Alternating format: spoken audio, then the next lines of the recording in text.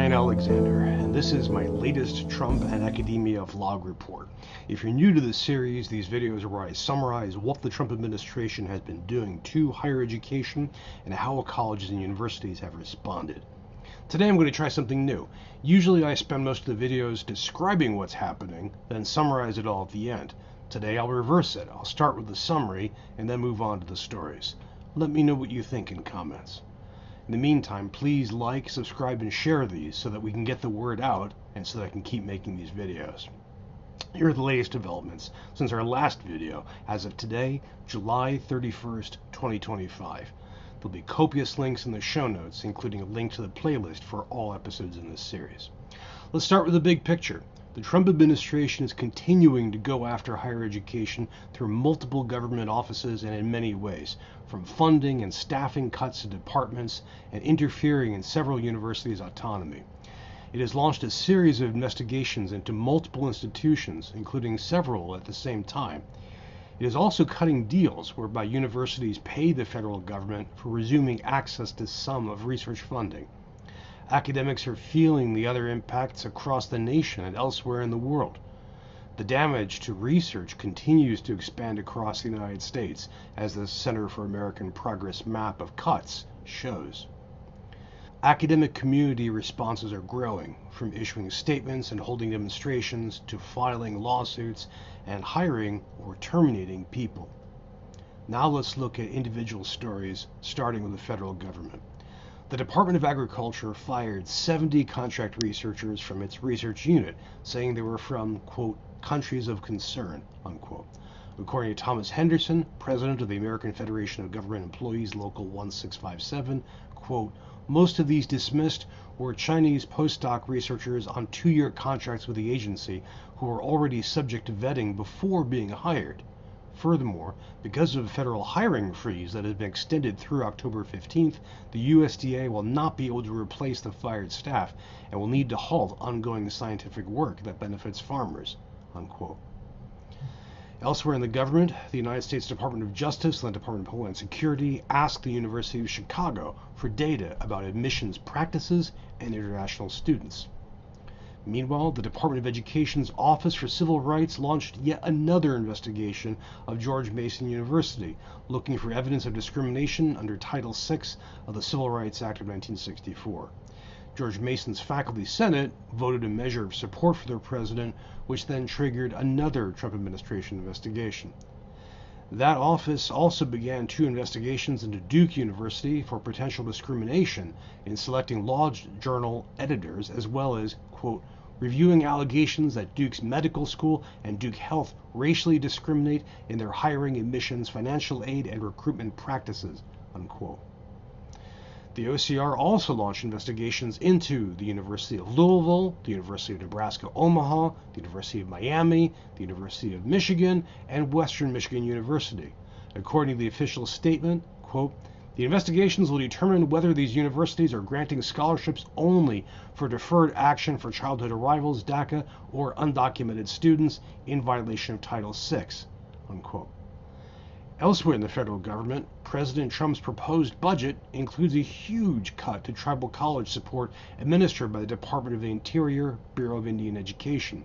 According to Nathan Greenfield, the administration, quote, asked Congress to cut funding for TCUs, which it largely funds, from U.S. $127.4 million to U.S. $22.1 million, a reduction of 90%, unquote. The Department of State started investigating Harvard's use of Exchange Visitor Program certification, aka J-1 visas. Immigration and Customs Enforcement, ICE, held a Texas A+M PhD student, a permanent U.S. resident, without access to a lawyer, apparently due to a resolved cannabis possession charge from 2011. According to an ICE statement, quote, if a green card holder is convicted of a drug offense violating their status, that person is issued a notice to appear and CBP coordinates detention space with ICE. This alien is in ICE custody pending removal proceedings, unquote. One of the many grad students detained earlier this year, Tufts University doctoral student Rumeysa Ozturk, wrote an account of her awful experiences for Vanity Fair. There's a link to that as well as other stories in the show notes. The Trump administration also proposed more cuts to federally funded research, which AAAS estimates as 34% below last year. Speaking of Congress, Florida Senator Rick Scott introduced a bill to reduce and cap the number of international students.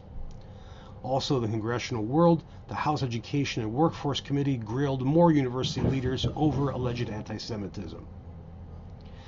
In the third branch of the federal government, the U.S. Supreme Court agreed with the Trump administration's decision to fire almost half of the U.S. Department of Education. How is the academic world responding to all of this? There is a lot of academic silence in response, as well as silence from academically adjacent people and enterprises, but there is also protest, resistance, and legal action. There have been more budget and staffing cuts. There have also been agreements between campuses and the government, including massive payouts. At California State University, Los Angeles, some faculty have moved classes online as ICE raids and protests shook that city. Columbia University agreed to pay the federal government $221 million, as well as accepting changes in its admissions and hiring practices in return for some or much of cut federal research funding. Brown University raised a $500 million loan after already getting a $300 million one, then agreed to spend $50 million to a state workforce fund while taking other internal steps in order to comply with Trump administration demands. Brown did succeed in avoiding having an external monitor imposed. Meanwhile, the struggle between Harvard University and the Trump administration continued. There are rumors and leaks that Harvard is continuing paying up to $500 million to regain its research funding. A White House document surfaced proposing a lien on the university's property.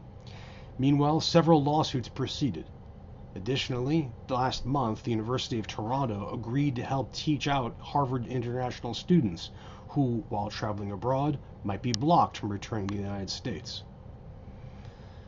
An Axios article situated all of these actual and potential academic deals in the context of Trump deals with law firms. Institutional pressure and shakedowns seem to be a major theme for this administration. Other institutions are suffering economically, yielding human consequences. Northwestern University, for example, announced it was laying off several hundred people in the wake of a nearly $800 million federal funding freeze. More international reactions to this American struggle continued. One academic event, the Conference on Neural Information Processing Systems, was scheduled to meet in the United States in San Diego, and now is opening up a secondary site in Mexico City, due, in part, according to the official statement, to, quote, difficulties in obtaining travel visas some attendees have experienced in the past few years, unquote. Returning to the federal government, researchers at several federal agencies have publicly protested cuts to research. More than 1,000 staff from the National Science Foundation, the National Institutes of Health, the Environmental Protection Agency, and NASA, including former as well as current scientists. Some have signed their names openly, while others, fearing retaliation, did not.